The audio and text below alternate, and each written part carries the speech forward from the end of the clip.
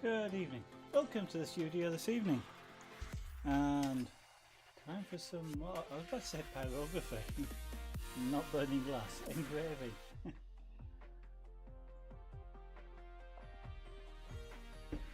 So, the Tardis. I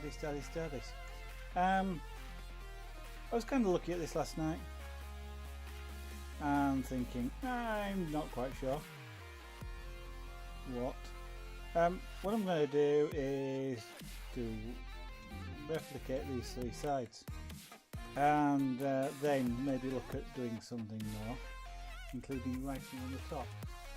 But in order to sort of replicate it, I want to know roughly where this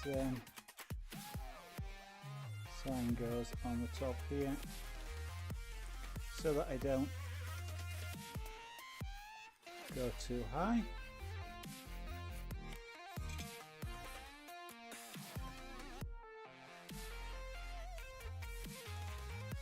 Like that. Yep, bottom one's already done, so it just gives me some marks. In fact, I suppose what I can do is just come down the sides here.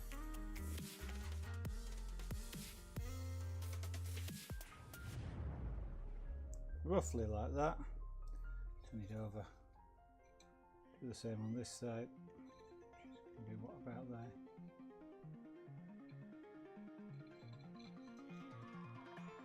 Not bothered about that being like that. It'll do. It's close enough.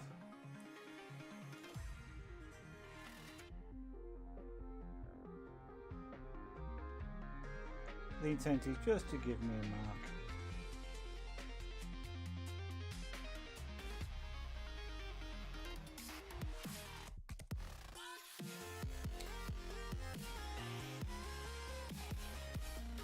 Just so I can see it roughly.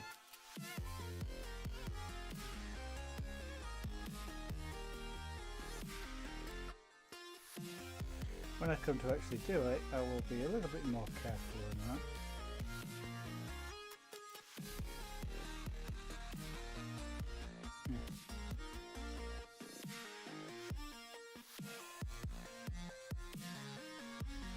And then the first set of windows is what about across there,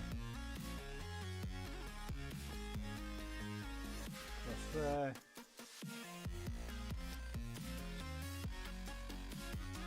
and but actually let's do the bottoms as well.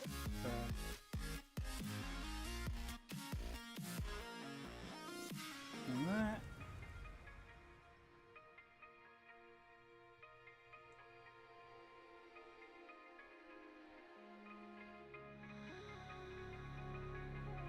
Really just about giving myself a mark so I can see roughly.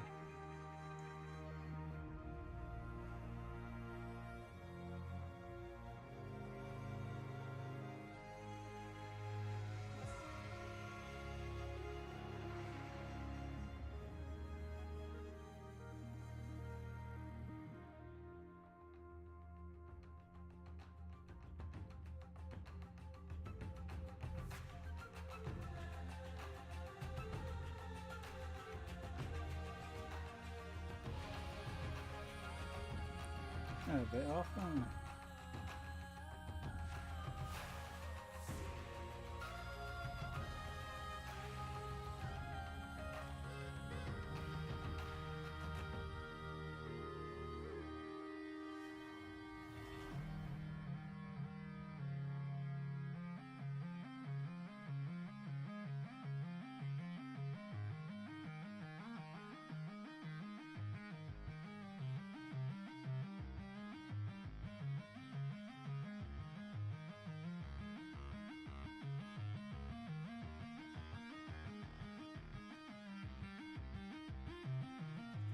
I tried sighting that through the glass. Didn't work.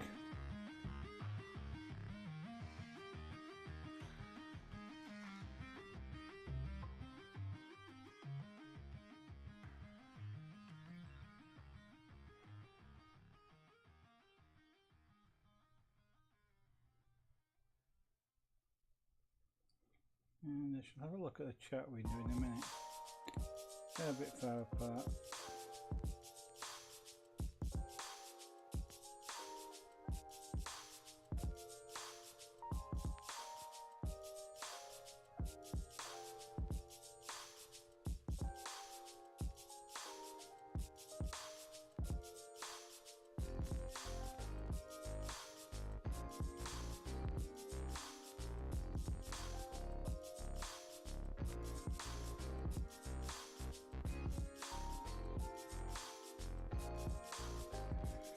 So they're just some marks, make it easier to work with.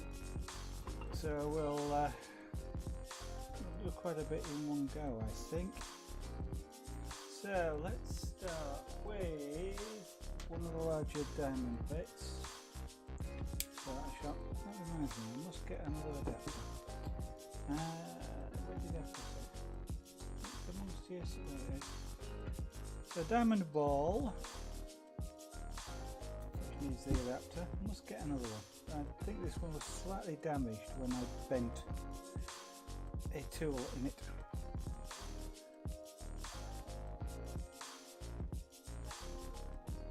But it certainly works okay. It's just would do better.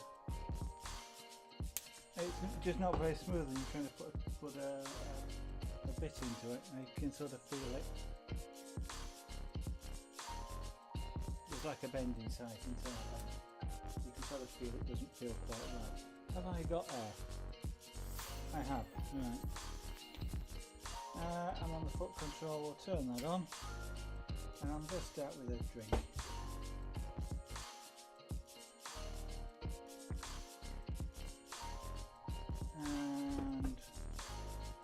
And actually, what I will probably do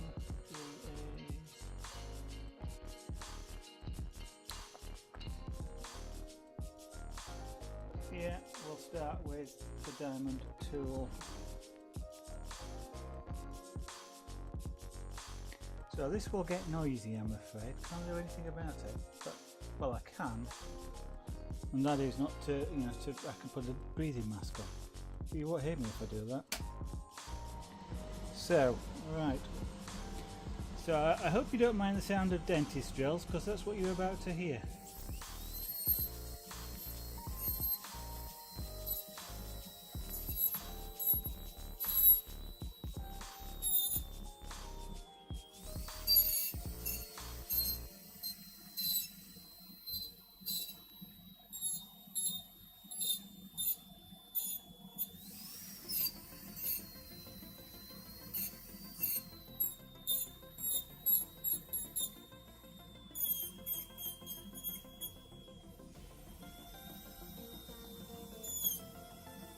So I'm just outlining at the moment. I'm not really doing much more than just marking the glass,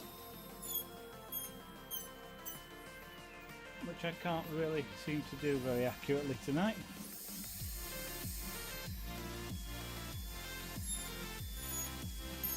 There we go.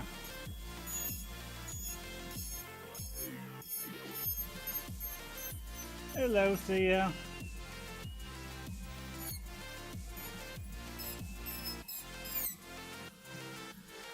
So I'm kind of just using this more like you might use a sketching pencil.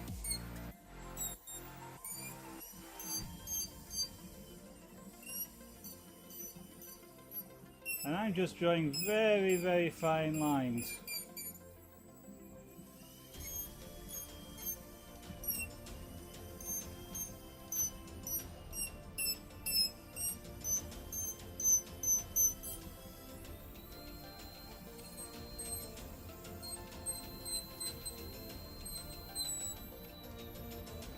And what I'll do is I'll come back in a minute with the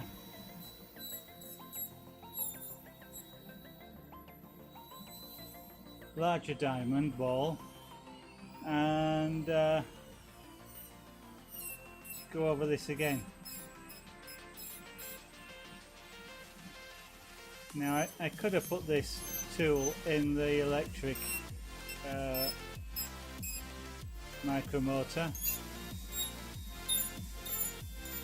I didn't because it was already in here, and it's nice therefore just to be able to pick the tool up and use it without having to change over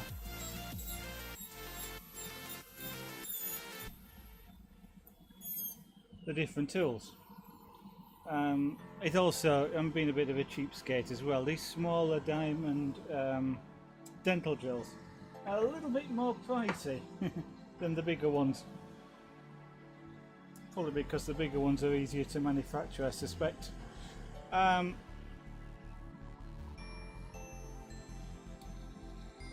possibly will last a bit longer because there's more metal in them to absorb the heat.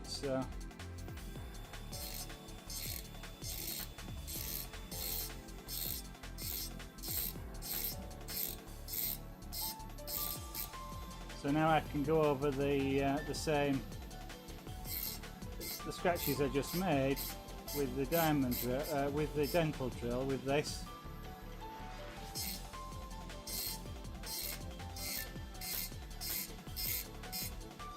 But I know roughly where I'm going because I've had I've already sketched in the line that I wanted.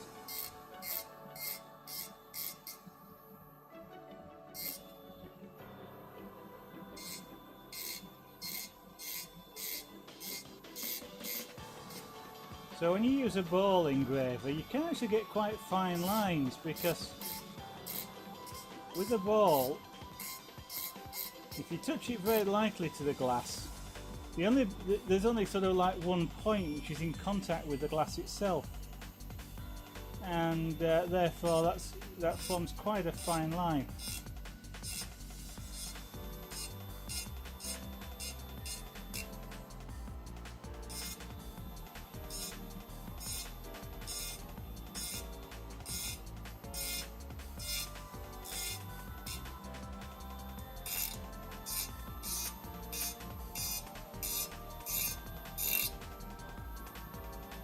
Now, I don't want that chattering if I can avoid it because that makes it jump.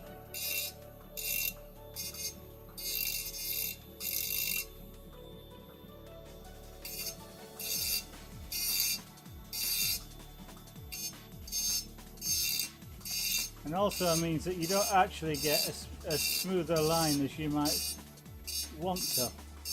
I mean, literally, the noise is the tool bouncing up and down off the glass, a bit like being on a trampoline.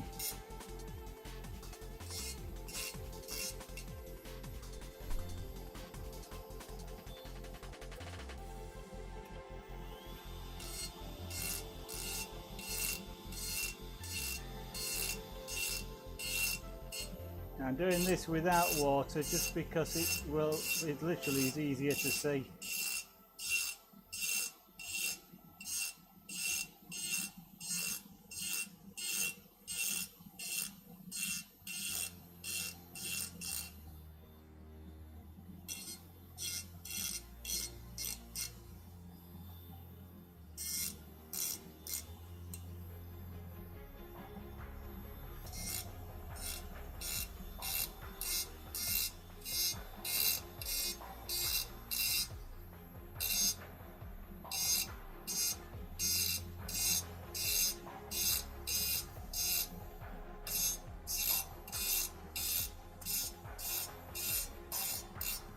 Now whilst I'm doing this, if you happen to say anything in chat, please be aware it will take me a little bit of time to realise, because unlike when I'm doing something like carving, where I don't need the extractor in front of me, I do need the extractor in front of me, which means that the monitor that I normally look at chat on,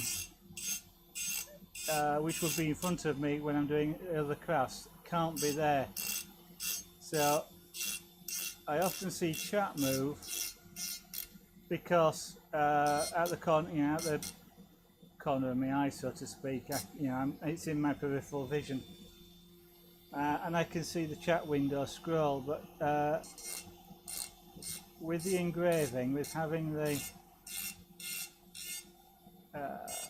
extractor fan in front of me, it means that the computer that I use to monitor chat has got to be over to one side. It's over to my right at the moment. And seeing things out of my corner of my eye isn't quite as effective as seeing them in front of me.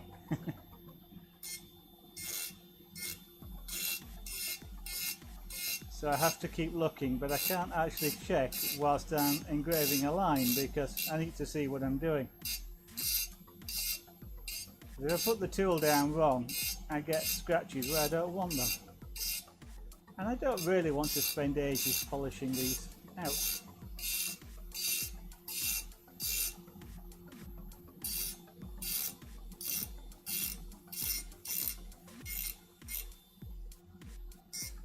So unlike carving, it kind of is a... I do have some ability to correct mistakes, but that's not necessarily a lot.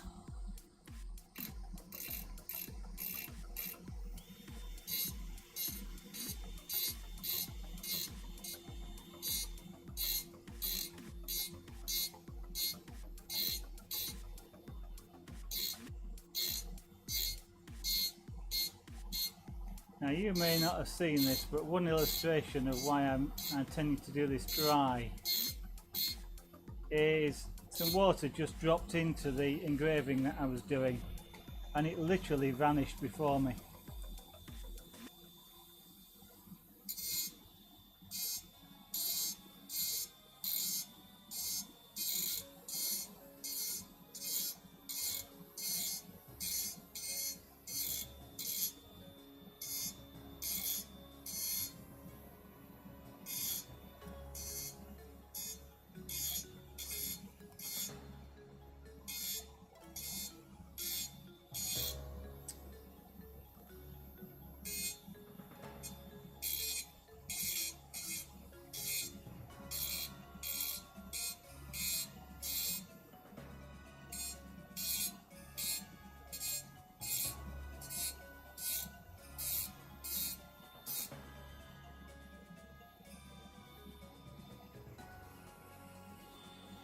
For the whole of a minute then I thought I'd gone too far down.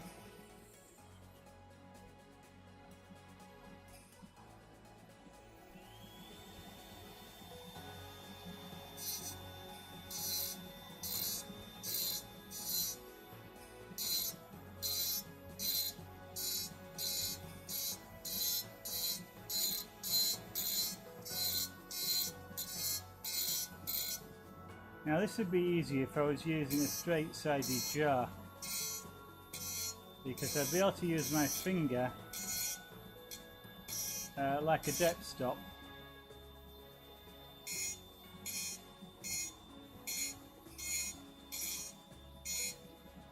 But in this particular case, to do a vertical line, I've got to keep it extending the tool forward.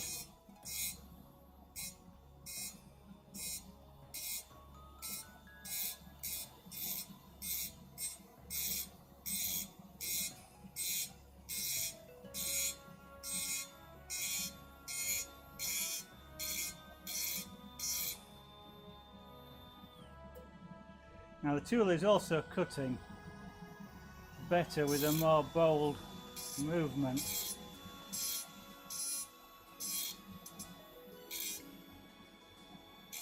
But that makes it more harder to do, you know, to make a long, sort of considered stroke.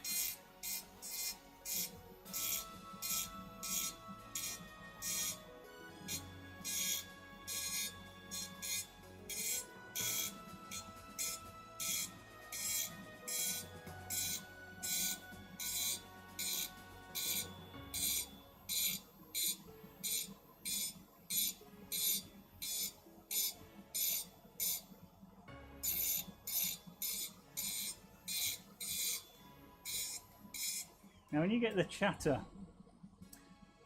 it's bouncing up and down on the glass, and it actually creates like a little series of little dots, which then actually become quite difficult to get rid of. So I'm not ideally wanting the chatter, and that is really just the tool throwing itself up out of the glass, and because you're holding it down, you're getting a bounce effect.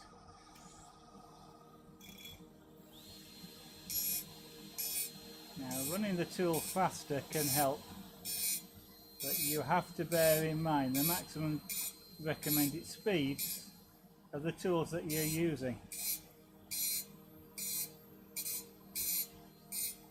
Exceeding those can actually damage the tools. So with something like a wheel,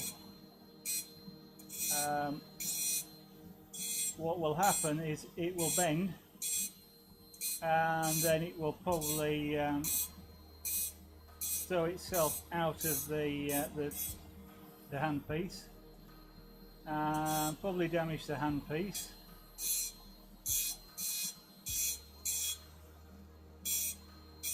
And with something like these little balls, oh, well, they are relatively little balls. They're not so bad. There isn't a lot of mass in them, so these can be spun quite quickly. But if it was a larger ball, for example, you have to be careful that in itself doesn't overbalance and start throwing off, bending. And also, if you put enough speed into it, what you can end up happening is the ball itself can disintegrate.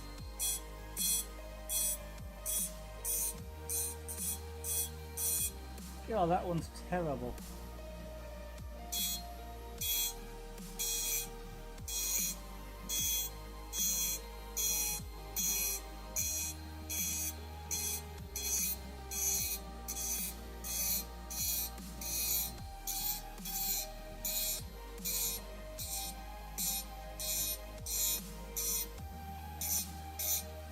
But I say that usually only happens with the big sort of 1/4 inch shank things. These smaller tools, they don't have a lot of mass to do that sort of thing.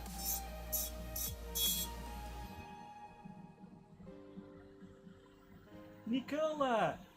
Hello there, nice to see you. You've never seen glass engraving before? What, on Twitch or just full stop?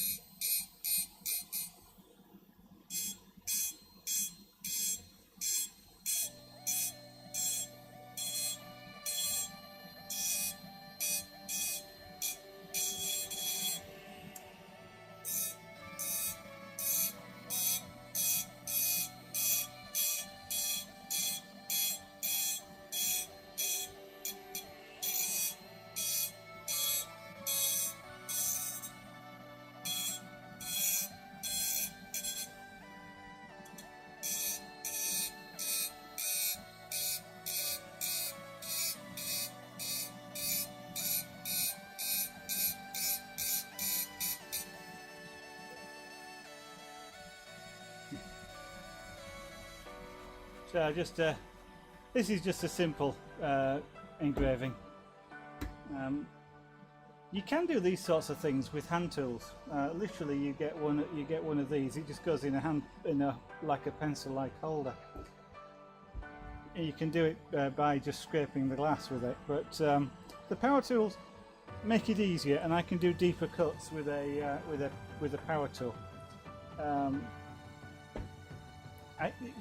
I can actually engrave my way all the way through the glass if I wanted to do so. So you can actually sculpt glass surfaces as well.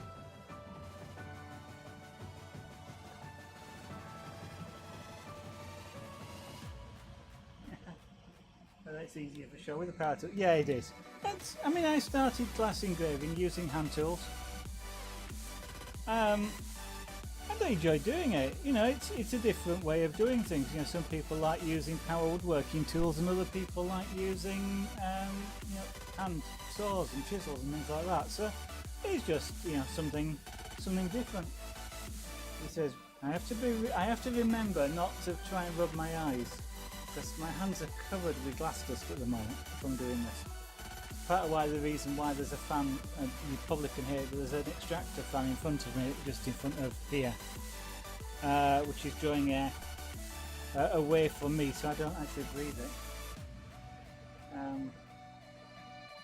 But yes, I mean,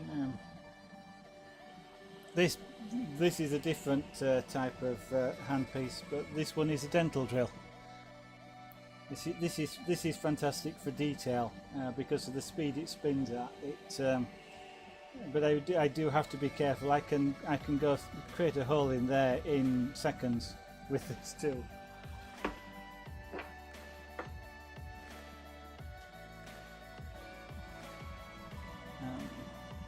And you have to do engraving. You kind of have to be a person that's not too worried about, you know, fingernails on blackboards, that sort of sound as well. I actually would be better drawing that first.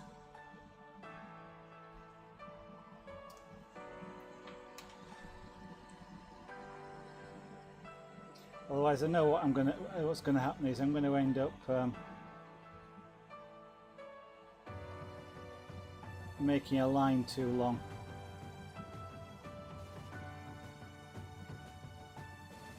Which will annoy me somewhat silly if I do that. So that's about the centre, so I'm only going to go to about there.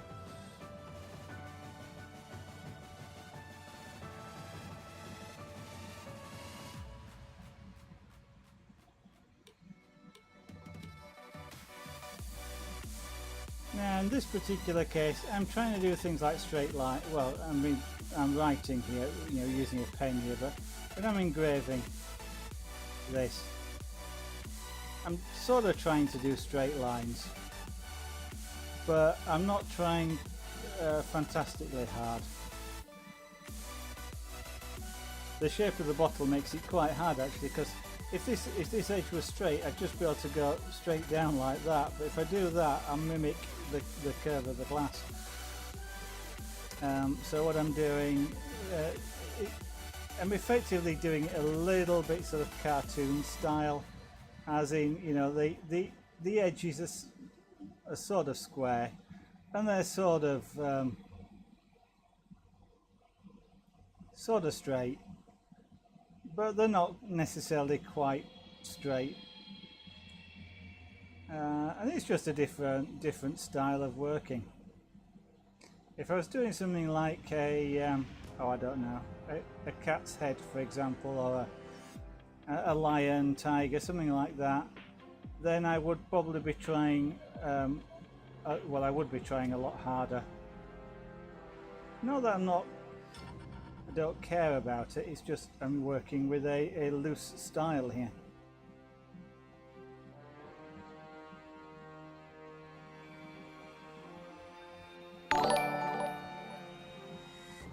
Nicola, thank you very much for the follow, that's very kind of you.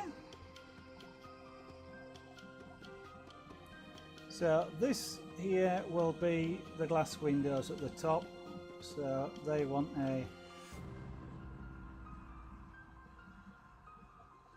the glazing bars in them.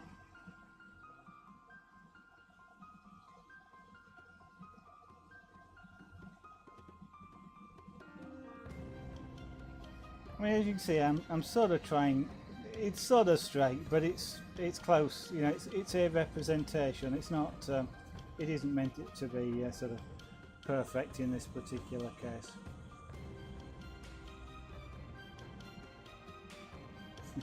Although, having said which, if it turned out to be perfectly square and straight, I wouldn't object.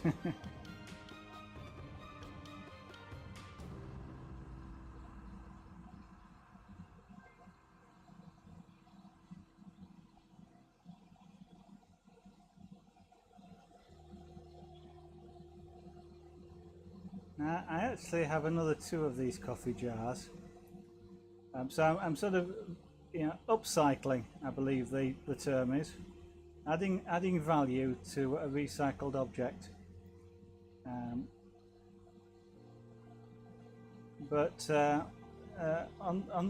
Well, Lady Zara actually gave me an idea last night of what I might do in at least one of the others, and that is a little bit like an aquarium type scene. So maybe something like a couple of angelfish, or perhaps a mermaid, a couple of seahorses, something like that on the sides, which sounds quite an interesting idea. So we'll probably look at doing that on one of the other jars. That I want it to be up there a bit. No, I didn't. I actually want that one.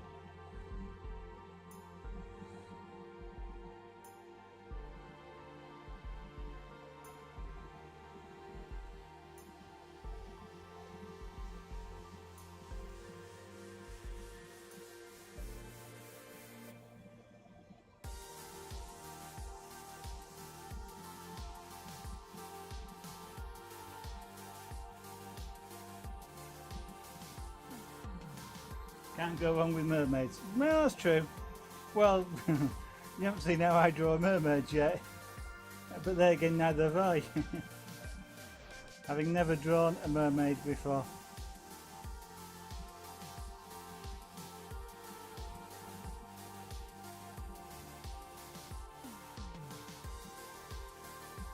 But there again, that's nothing unusual for this stream.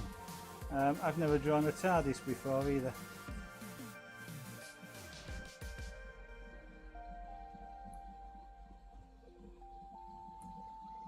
Although I probably would be a lot better at drawing it than I am on paper than I am at drawing it on the side of a glass jar, but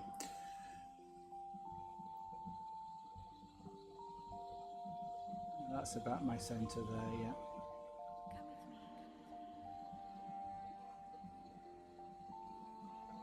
I was originally going to just freehand these in, but I think it's probably better just to at least give myself an idea of where all the lines are going to go.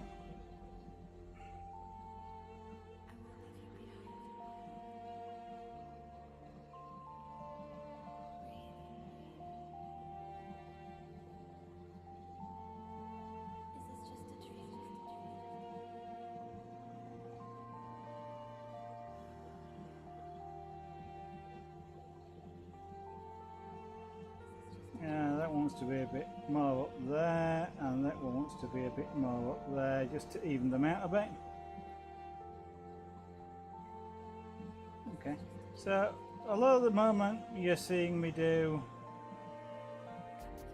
well, preparing for glass engraving, that's not all that we do on this, me, I do on the stream. It says I'm a variety streamer because that's precisely it. We do all sorts of crafts and artwork here. Don't stick to anything in particular, so I don't only do glass engraving. We might do wood carving, as we were doing not so long ago. On the stream before I started doing this glass engraving. Or chainmail, jewellery making,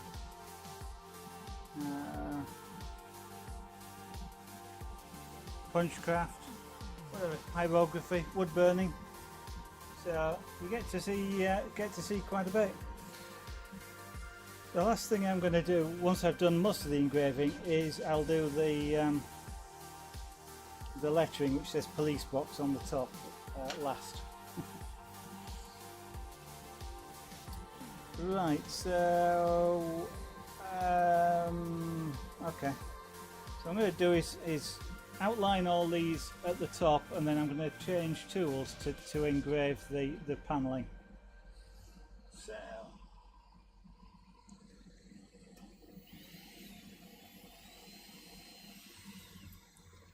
trying to find a comfortable position to do this in. Need to stabilise both hands, otherwise things don't necessarily go where you want them to.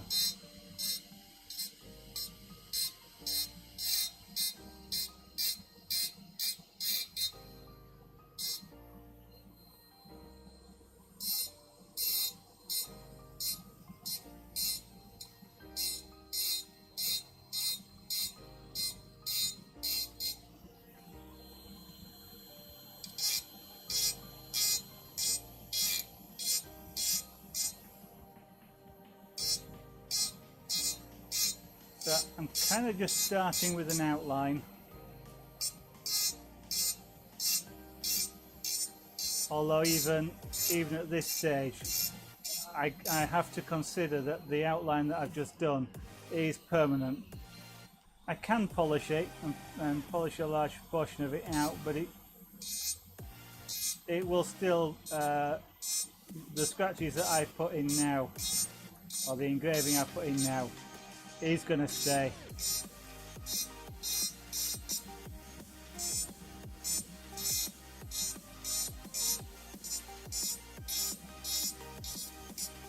So you do need a bit of confidence to do this. Now now that I've outlined it, what I can do now is go back and actually cut a bit deeper. And cutting a bit deeper will actually make it stand out a little bit more and actually make it look whiter when it's cleaned off.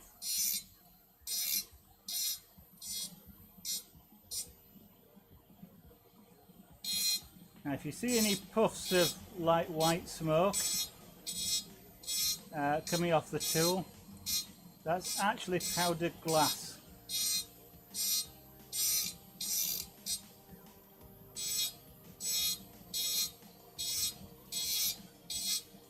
Now I am barely touching the glass here. Well, I'd say I'm barely touching it. I mean, obviously I am touching it enough to engrave into it, but it's a very light touch that I'm using.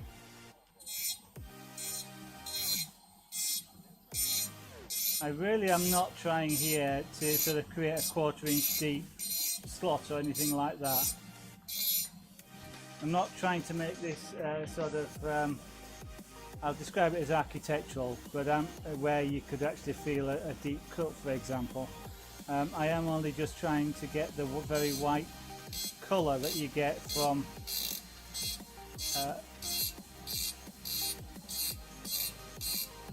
a slightly deeper cut.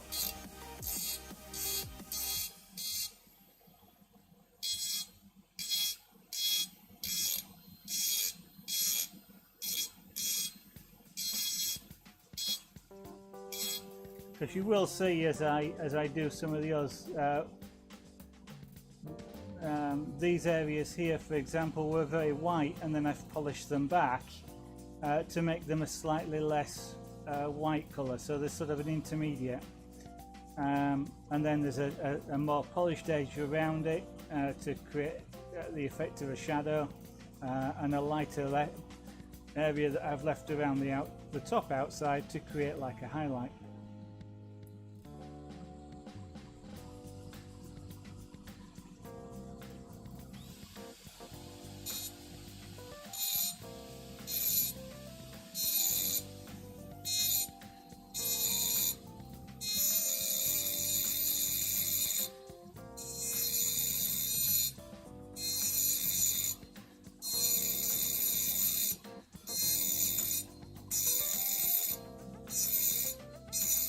So just pressing a little bit more into the glass means I can do it in a one cut rather than taking 2 or 3, but overall, because I then have to drive the tool slower, there's not actually a lot of difference in time.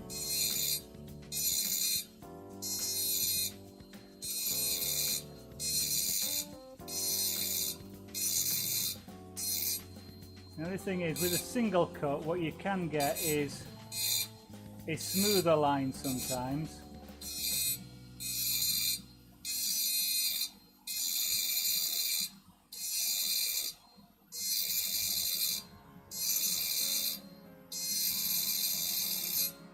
If you take lots of little cuts, you have the potential to sort of get little tails and wisps if you don't quite follow the same path every time. But if you're doing it slower with one cut, you don't get those.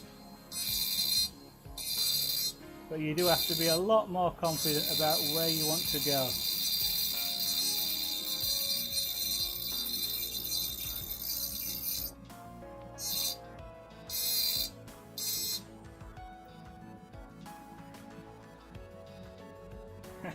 Thank you. Now what you can't see, or you can just see the bottom down here. This is a glass of water. I am literally just cooling the tool off. It helps preserve the life of the diamonds.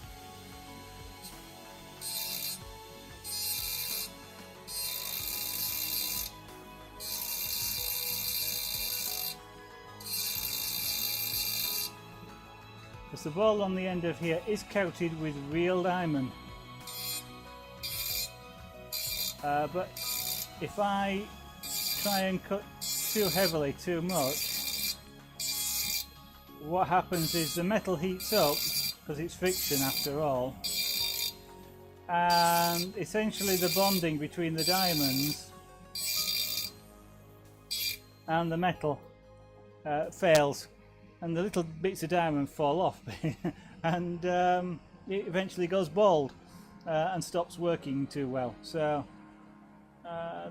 when that happens, I have to go out and buy another tool. So I do try and cool it down. And what I've just realised is I didn't put the window marks in on these, did I? So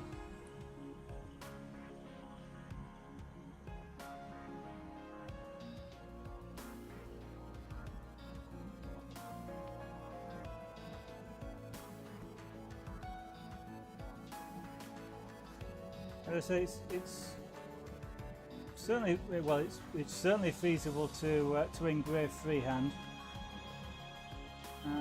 Just drawing, you know. So, but in this particular case, I'm drawing freehand. It just makes it a little bit easier. It's quite difficult sometimes to see where you're engraving on glass. What I would normally tend to do is put something black inside the jar here, because then you've got with the black background, it's a lot easier to see where you've cut or where you've engraved. And also here where I'm, you know, it would tend to look, if I was drawing like a cat's mane and I make a little hair a bit long, it's not, or not in quite the right place, it's not really a problem. If I sort of try and do a window and put a diagonal across, it's going to look silly. So the drawing does help make sure I get this right the first time. Right, so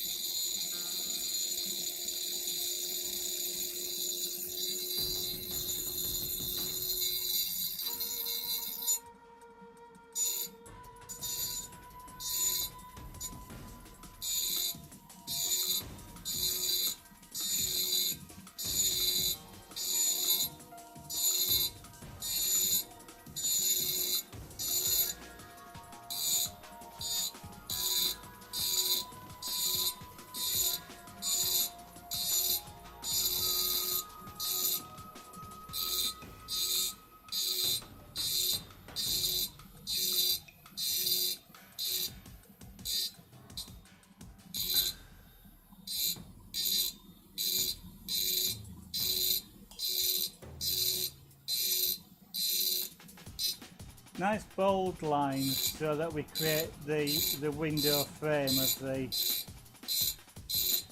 around the glass.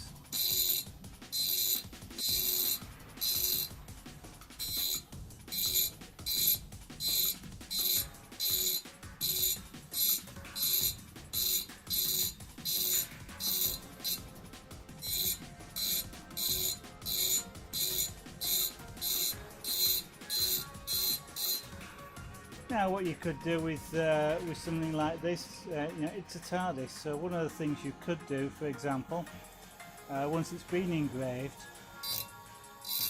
is to do something like use something like a microprocessor, so like a small Arduino, for example, and put some coloured lights, RGB lights, just inside the glass, and then, you know, have the microprocessor changing those coloured lights,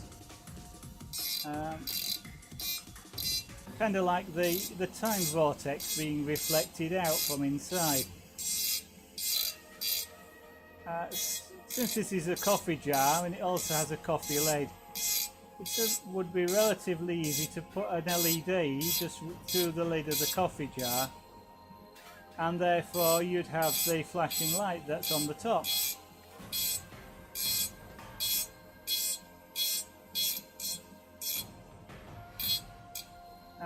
and if you've got the kind of Arduino that includes some sound capabilities, or a sound add-on to an Arduino, you could even have the sound of the Tardis engine.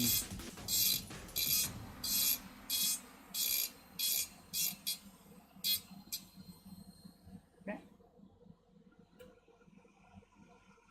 So you can get all sorts of, just something like this, you can enhance it quite easily just by adding a little bit of extra stuff.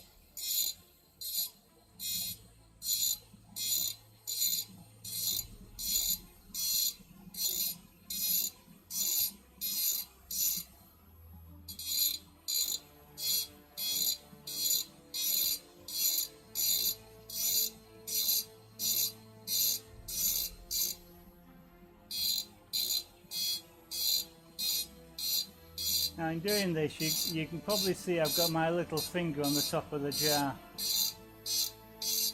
I'm actually using that to move the tool. So it's supporting the positioning and the movement of the tool. And that, rather than holding it completely free, if I stabilise the two together, then I get a better control over the tool to go where I want it to go.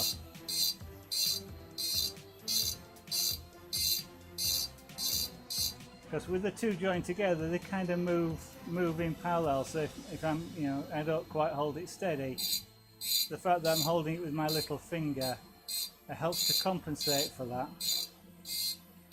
and it means I can engrave better.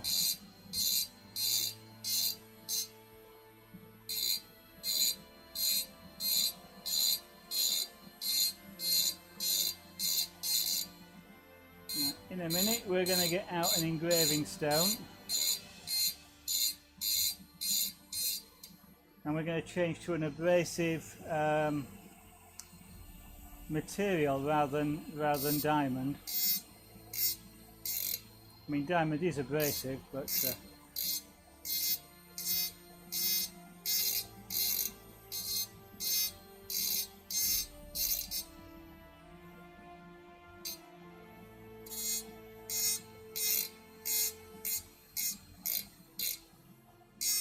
in some ways it's something that people don't really realise. Some people realise that they can do things like scratch glass with a diamond, but what a lot of ladies in particular who tend to wear things like diamond rings don't realise is that they should actually keep the diamond ring, when they're not wearing them, keep diamond rings in either a box or a little pouch. Because otherwise, if they just keep them in the jewellery box with other jewellery, the diamonds, as things get moved about, the diamonds actually scratch the other jewellery.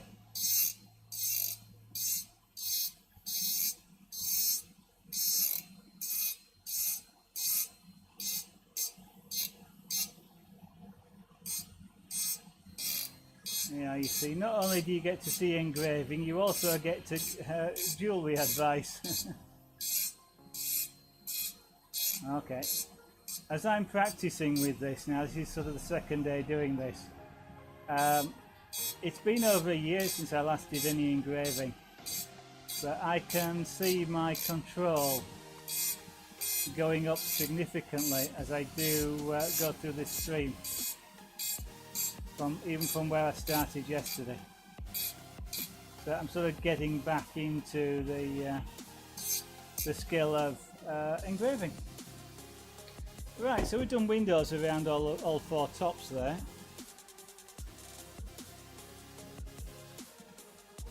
So they'll stand out a little bit more at the moment because they tend to have that little bit of black outline around, but that's something we'll clear off afterwards.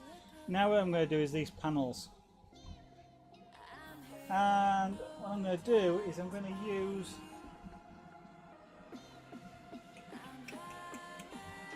I'm going to try it first with this football. I've got a wheel, but I'm going to try this football shape first. The wheel will actually cut faster, but I just want to see what the effect is with this football. shape. Oops. Yeah. Helps if I don't try and push it into a mandrel it's not designed to go in.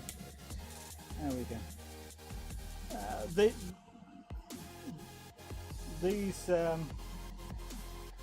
Using a wheel which goes on a similar mandrel can be a little difficult, because to use it properly it's got to be parallel to the surface, and sometimes that can be difficult. With a football, because of it's called a football because of the shape, it's sometimes called flame tool as well, because it's got this sort of, it comes out and back in, just like a flame would do, or an American football or an English rugby ball. And it means that you've got you can tip the tool and still be parallel to the surface. So here we go. This one will sound a little bit more scratchy, I'm afraid. If you don't like that sort of sound,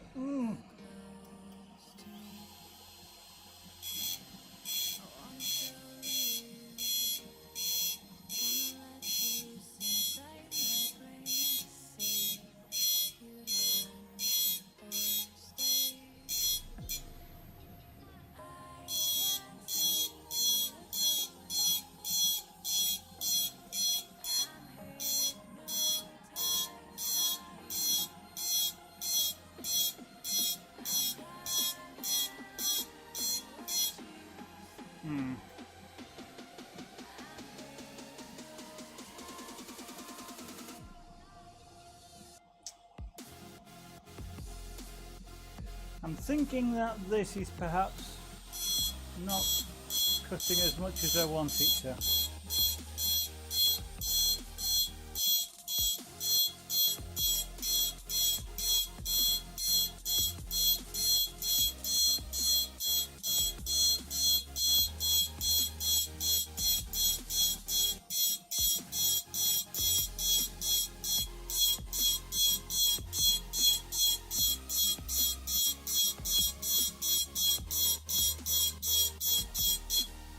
Although I am getting a very nice sort of surface.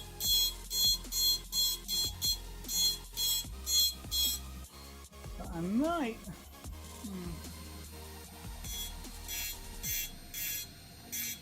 So it really depends on how patient I want to be.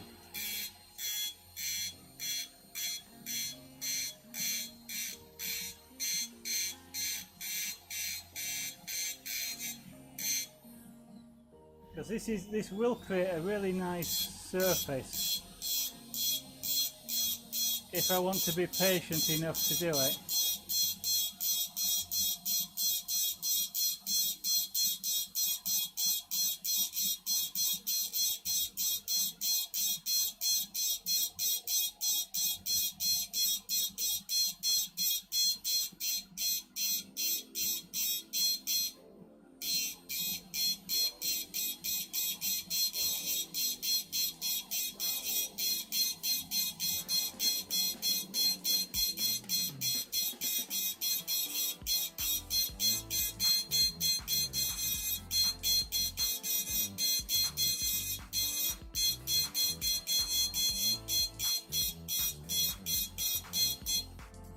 But I'm thinking I'm going to switch to the, I mean it's creating a nice surface and a nice sort of intermediate colour, but it's going to take me a long time.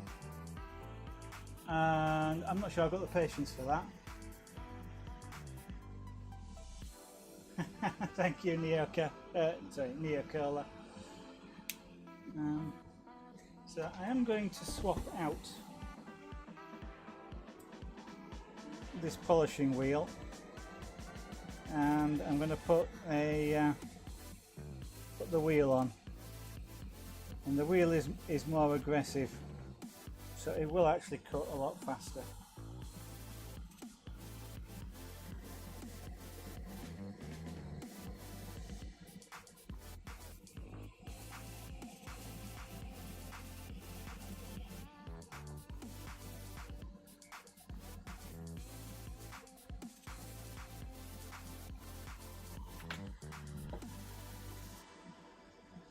Oops, I need the adapter back in there.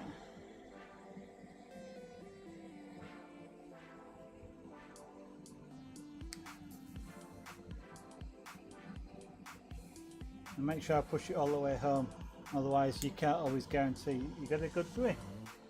Now then,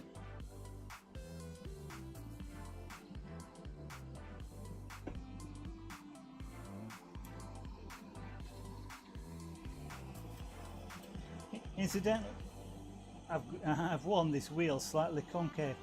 Incidentally, if anybody wonders, I'm cutting this way, and people who are familiar with cutting and spinning tools like this might perhaps be wondering why I'm doing that.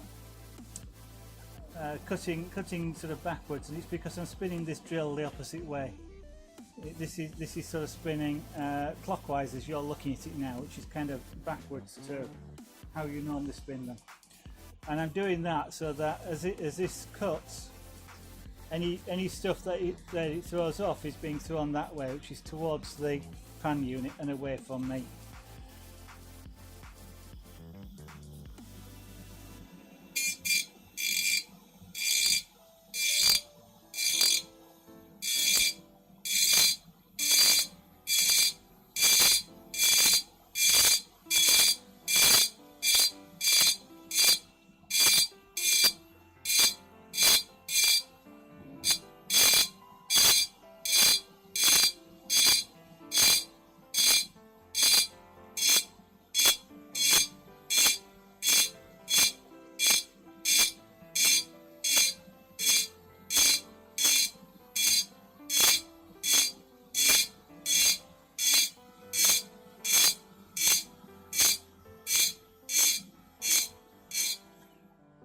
Short little runs up and down, and that is so that I can make sure that I keep the tool parallel. I don't want to twist it because the scratches will go at an angle. So I'm trying to keep the scratches sort of parallel. As you can see, it's more aggressive because it's whiter, and also it's faster. Oops.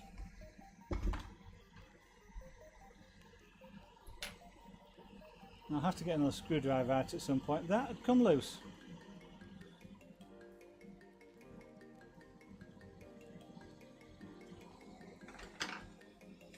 That's pure vibration. Actually, that and the fact that I'm driving this in the direction that will unscrew the screw.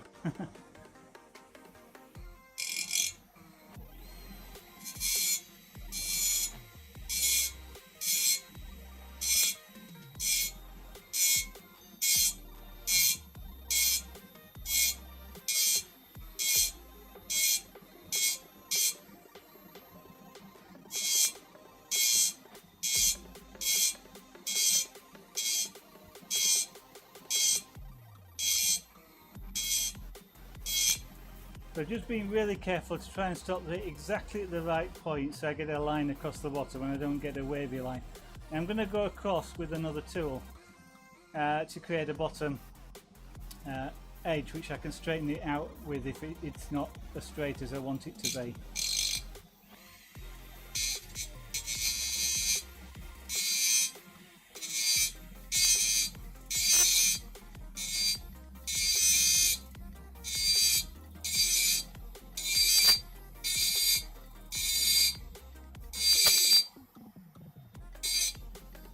Now that went a bit further than I wanted it to.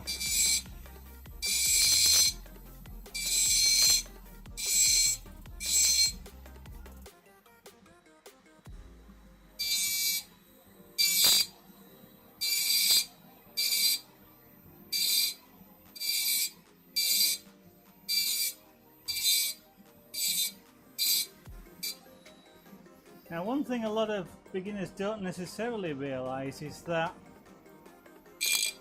once you've got a piece of glass scratched like this, quite comprehensively, then it won't get any whiter by scratching it anymore.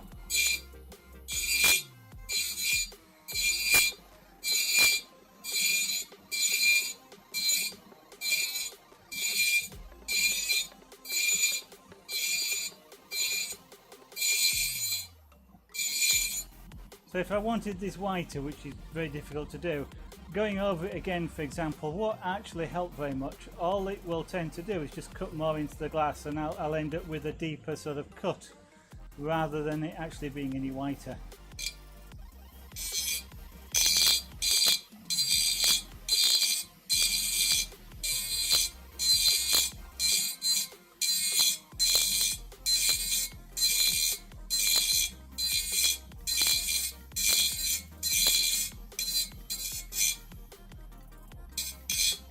So you may see me going over bits like I just did then, and it's either because I've missed a little tiny bit that I can see, or there's effectively I've ground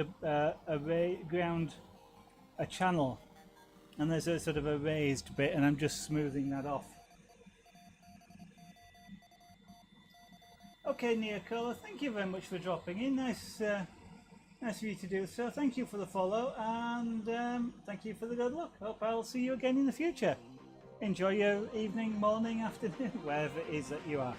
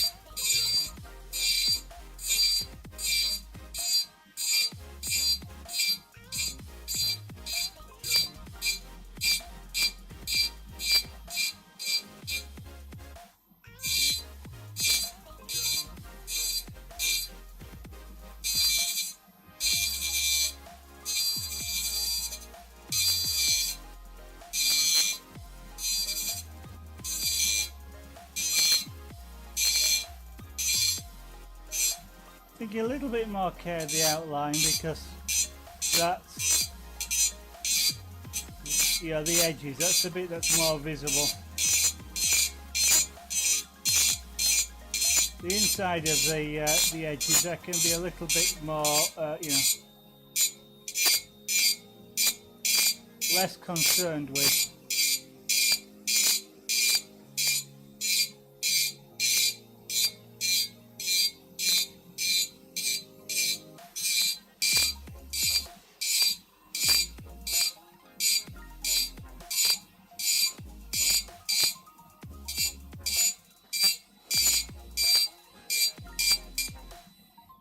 Go. That's 2 windows. So most of my concern internally is just that I actually get a reasonably smooth coverage, more than anything else. Now then, I am going to go to that line, I think, there.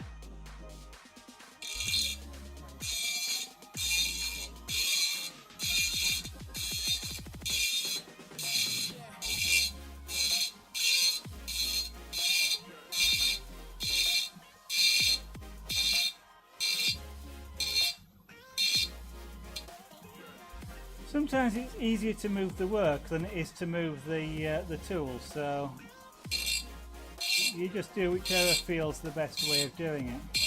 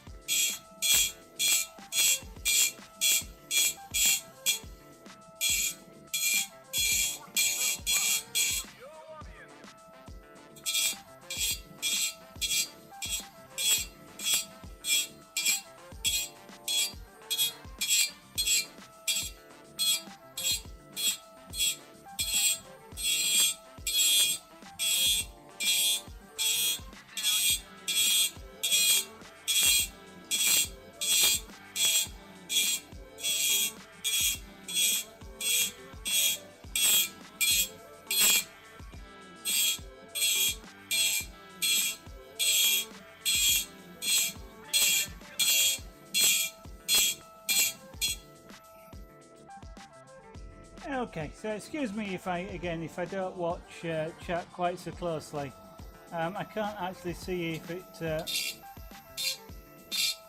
it moves, which I would normally do. I am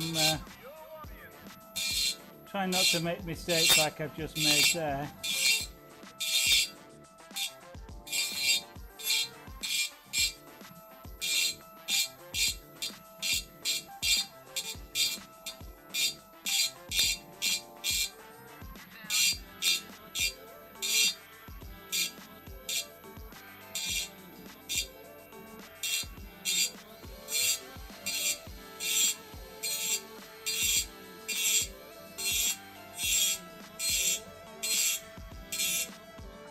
I have a tendency to slow the drill down when I want to do details or to be really careful.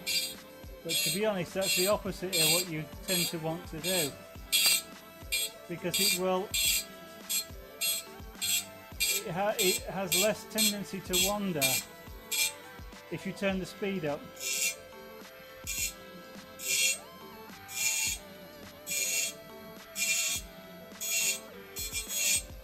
And that's really a case of it's ground the glass away before it has time to catch it and move the drill. So yeah, if you want to have a sort of a more free-flowing tool, you turn the speed up, not down.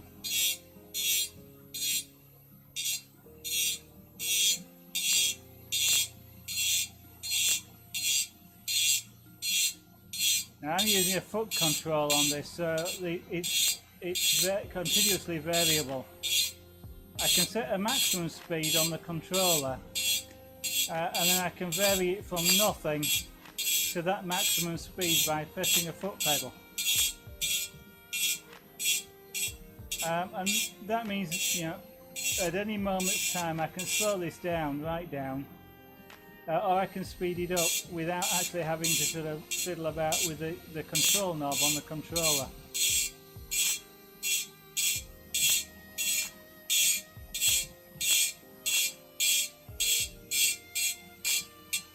I can also immediately stop it just by taking my foot off the controller. So it's one of the, you know, it is worth considering and getting if you get a micromotor. Or to some extent, any hand-controlled tool like this is a foot control. It makes makes using it a lot easier.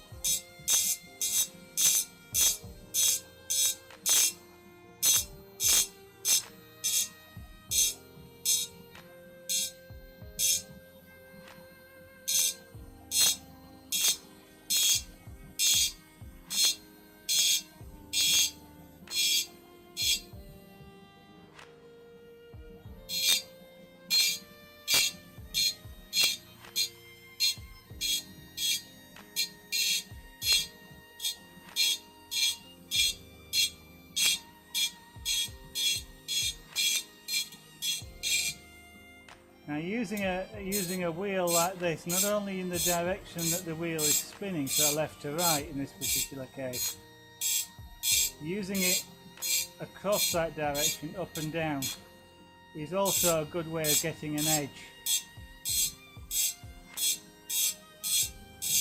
Especially if you want to maintain the scratch directions like I do here, where all the scratches are going in the same direction.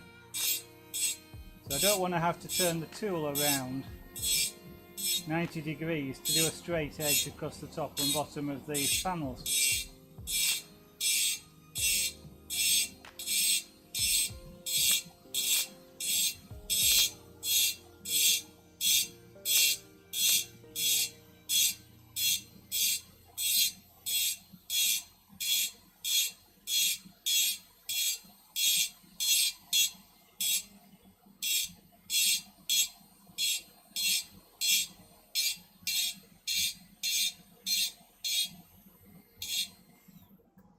I may not be showing up too well on the camera, especially this one, the face cam, because I am leaning forward over the desk. The reason being I want to be fairly close to this extractor fan in front of me. It does an amazing job, but it's not a high flow rate extractor.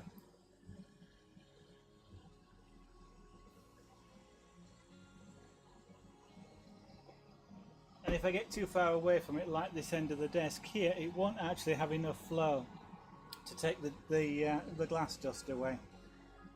But by leaning forward and working here, I'm quite close to it, and that of course means that I don't have to wear a dust mask.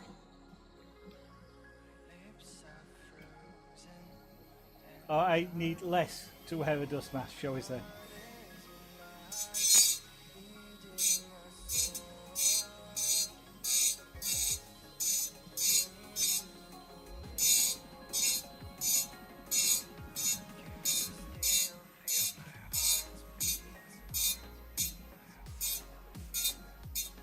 That's one of the reasons why I'm spinning the drill backwards, or as to what most people would think of as backwards, and that is because it throws the dust towards the extractor rather than towards me.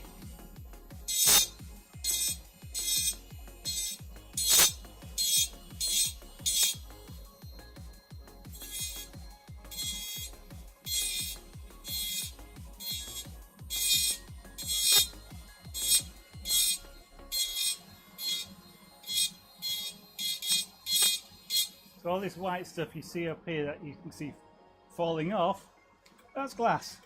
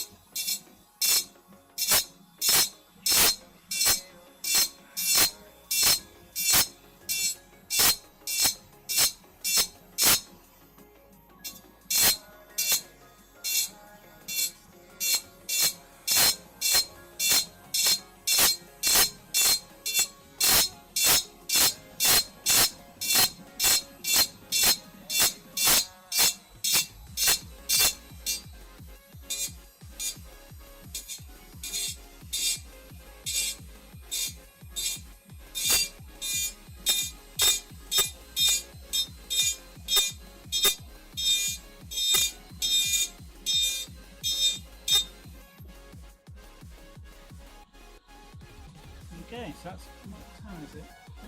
1:03. Okay, well, we'll do a little tiny bit more, but I'm close to finishing for this evening, so we're just going to carry on a bit more. Maybe do 1 or 2 more windows. Is that loose? No, it's not. Okay.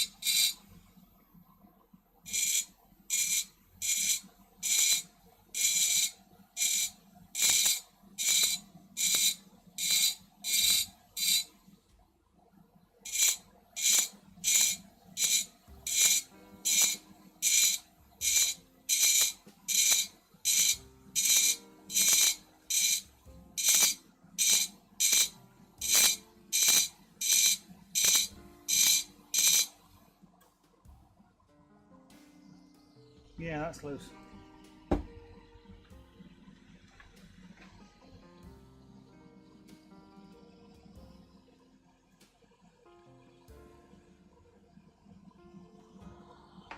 As I'm spinning it backwards, it also has a tendency to undo. Any vibration helps as well.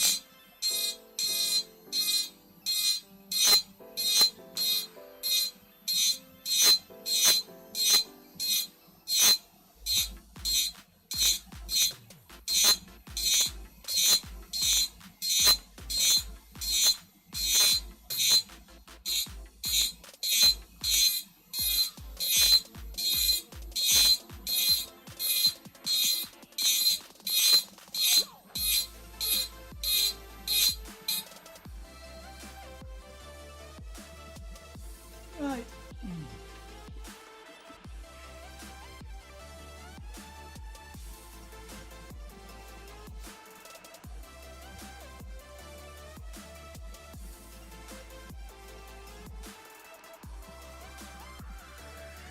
So these panels will actually need polishing. So they go a little bit less bright than they are there. Especially as we want to put bright outlines around them. So we'll polish them once I've done all of them. I will polish them down a little bit so they go a little more translucent and less white. And then we can put an edge and a really fine dark edge around the panels as well to create that sort of semi three-dimensional look. And but we'll be getting to that on the next stream. So everything in the near vicinity of this is now covered in glass dust, so I shall just put it there. Leaving glass like this, by the way, even if you're doing geometric patterns or something, quite often you might leave glass just like that, very rough, not very rough because it's quite smooth, but very sort of dull white. Lots of tiny little scratches. So technically speaking, it's very rough at a microscopic level, but because it's lots of tiny little scratches, it's smooth. I mean, you can't cut yourself on them or anything like that. Yeah, and all the little sparkly bits all over my fingers. I don't know if the camera's showing that up, but they're all glass. I'm going to wash my hands. Don't touch my face before I wash my hands. So what I'm going to do now, though, is say to anybody who's watching, thank you very much for watching. If you'd like to support the channel for more glass engraving, wood carving, high-speed carving, punchcraft, magic dots, what else is there? Wood carving, chainmail, jewellery making, scraper board, pyrography, lots of things. I may even do some airbrushing. I feel like doing some airbrushing. I haven't done it in about 2 years. I can do some on this desk with the fan there, so we might even look at doing some airbrushing. If you'd like to support the channel, please click the follow button, and that way you'll get notified when we come back. And if you are able to and feel like you'd like to, then consider subscribing as well. The subscriptions do help out enormously in terms of getting materials or tools and things like that to do some of these crafts on stream. But in the meantime, if you would also like to see things like some of the earlier broadcasts that I might have done, and I'm going back to the very start here now, so you'll see a heck of a difference in the styles. But some of the earlier ones with carving and pyrography, they're currently being uploaded at a reasonable sort of rate onto YouTube. So you can find the channel Zaragonart on YouTube or youtube.com/Zaragonart. And subscribe there if you want to see any of the old broadcasts which Twitch no longer have. So the archive of well over 700 hours, I think it is currently, is gradually being uploaded there. If you want to get notifications other than through Twitch, so you can follow me on Twitter as well. That's at Zaragonart. It's at Zaragonart everywhere. You can follow me on Twitter, and I do tweet when I'm about to go live, or if I'm not going to go live for any reason, or odd things about new crafts that I might do, that sort of thing, then please follow me on Twitter. And a couple of other things that you might want to check out. The Etsy shop. Have I got nowhere near pointing in the right place? All those pictures that you've been seeing there are all of things which are done on the stream. All the jewellery items, like that one there, Lazy River I think it was, and I can't remember what that one's called. They're all available to buy if you'd like them, or for yourself or as a present, from the shop on Etsy, so zaragonart.etsy.com. And finally, if you want to know a little bit more about the crafts, there are details below the stream window of most of them, I think, a little bit about them. And there's also a little bit on the website zaragonart.com, and that does have a few of the pieces, like the big pyrography pieces. And he'll tell you a little bit more about the individual items that are there as well, like Salute to Sunrise and Salute to Sunset rather, as an example, is one of the pieces of an elephant. So it does tell you a little bit more perhaps about the inspiration and about the art piece itself. Thank you for listening, thank you for watching. I hope I'm not sure about going live tomorrow night. I'll try and give as much notice as I can if I'm going to do so. I have some other work to do after I finish work. That may mean I don't actually get to stream tomorrow night. So, or if it's bad weather, then I will. So keep an eye out on Twitter. But there will be a sort of another stream in the next couple of nights. Tomorrow night, Wednesday night, Thursday night, just depending on weather. And we'll carry on with the Tardis. Thank you for watching again, and bye for now.